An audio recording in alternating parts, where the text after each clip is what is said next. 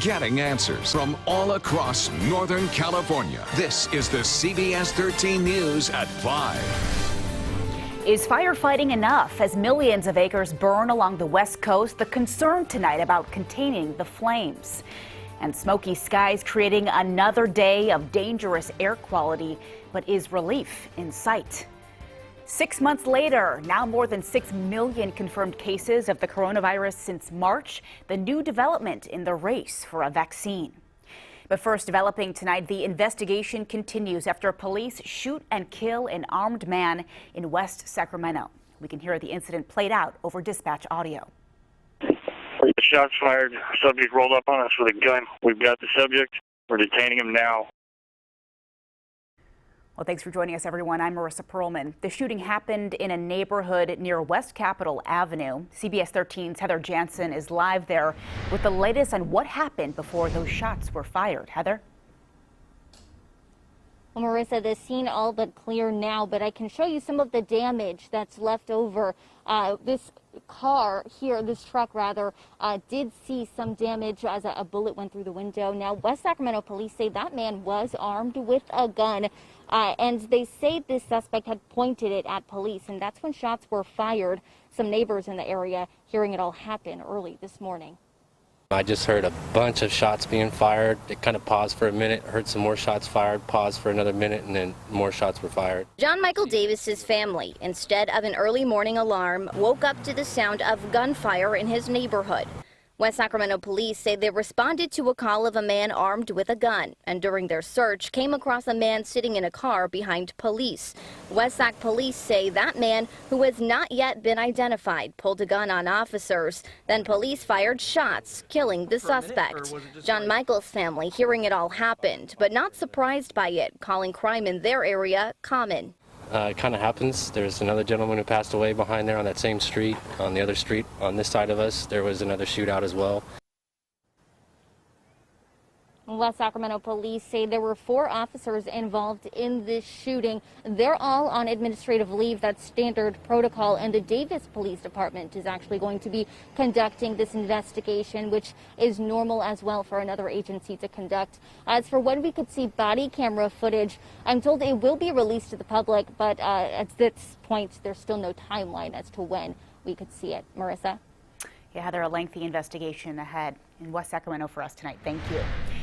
We're following breaking news tonight in San Joaquin County, where sheriff's deputies are investigating why a man had an explosive device inside his car. Now, they found it after a car chase in the Stockton area with that man.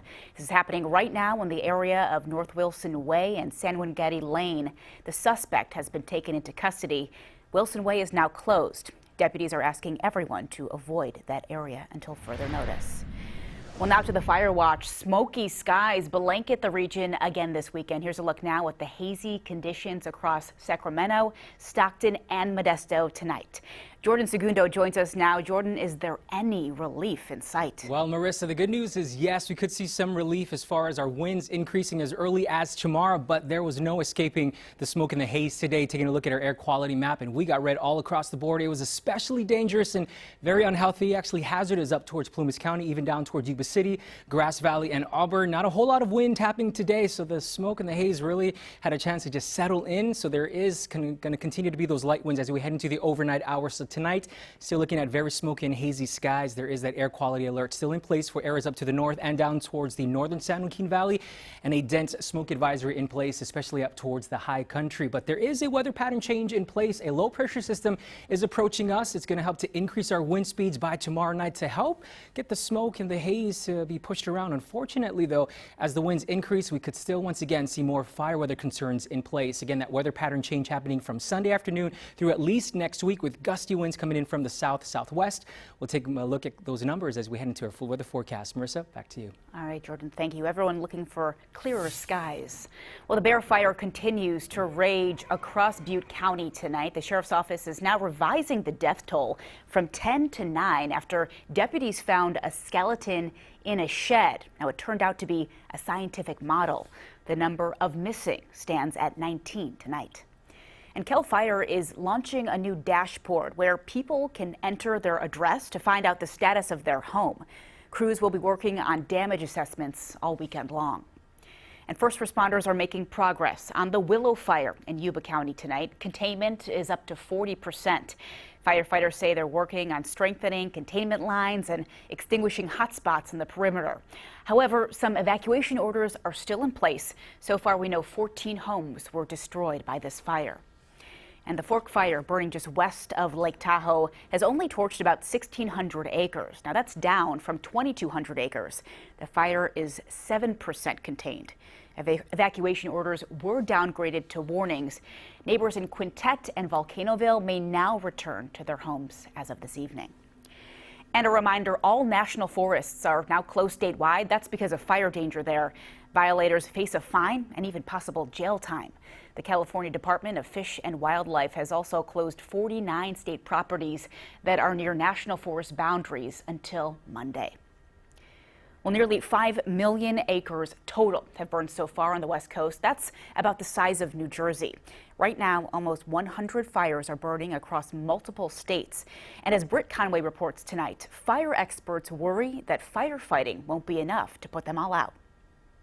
Dozens have been killed. Dozens more are missing. And thousands have been forced to abandon their homes as 97 fires rip through 12 states. More than 29,000 firefighters are battling back. But can firefighters alone ever get ahead of the curve? The simple answer is no. We're asking way too much of our firefighters. Jennifer Balch is a fire scientist. She says there's just too much working against them. There are 3 ingredients needed for fire. You need a warm climate, you need fuels, and you need ignitions. And these fires have had all 3. Meteorologists say the West Coast has been seeing all-time record heat. 68% of the area is experiencing some level of drought, and it's expected to get worse. And ignitions, that's often on us. Across the U.S., 84% of our fires are actually started by people. But putting these fires out depends on something completely out of anyone's control: the weather. What they really need most is rain. We are going to finally start to see some moisture build back into the area, but not until Monday. And even then, it's really going to start for areas of Washington and Oregon, not necessarily for California and Nevada. But scientists say that's just a short-term solution to a long-term problem. We have a serious fire problem that's made worse by climate change and the number of homes that are in harm's way, and we have to do something about this. Well, President Trump will travel to McClellan Park on Monday to be briefed on the devastating wildfires. This comes after the president approved a major disaster declaration for California on August 14th. This gives federal assistance to the state. Now, Trump visited California back in 2018 after the deadly Camp Fire.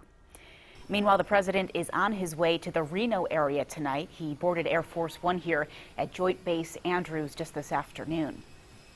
And hundreds of supporters are gathering right now for the rally, which is expected to start at 7 o'clock.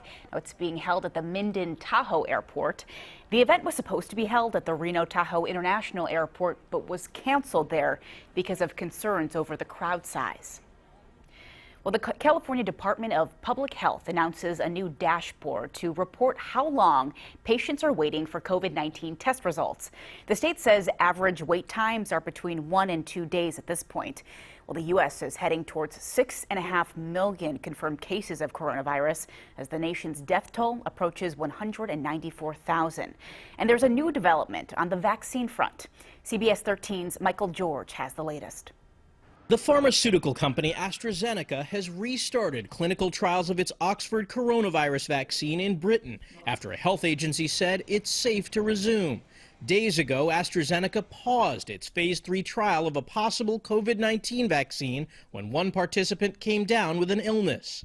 But even when a vaccine is approved, Dr. Anthony Fauci says it will be some time before life returns to normal. If you're talking about getting back to a degree of normality which resembles where we were prior to COVID, it's going to be well into 2021, maybe even towards the end of 2021. In an interview Friday, Fauci expressed some worry that more states are taking steps to further reopen their economies. I am concerned when I see things starting to move indoors, and that becomes more compelling when you get into the fall and the winter season. After a shutdown that's lasted more than 2 months, most bars in Florida are set to reopen Monday at half capacity, even as the state struggles with one of the highest positive COVID-19 test rates in the nation. This is just the rainbow after the storm that's starting to show up. But bars in Miami-Dade, Broward, and Palm Beach counties will remain closed for now. In Nebraska, where cases are rising, the governor is ending nearly all social distancing restrictions in bars, churches, and gyms beginning on Monday. There are signs, though, that many are still too concerned to even begin a return to normal. We sanitize the bus morning before we leave. This school bus in Long Island, New York, typically transports 40 students. On Friday, there were only 5. The company says it will work with World Health leaders to determine when other clinical trials, including those here in the U.S., can continue. A lot to get to tonight at 5. Escaping the bear fire dangerous for many who live in Butte County, including bears. Next, the daring rescue saving this grizzly's life. And good things in small packages, the gesture making a big impact on wildfire victims. And a stolen one-of-a-kind car returned to its owner. The story behind this classic car after the break.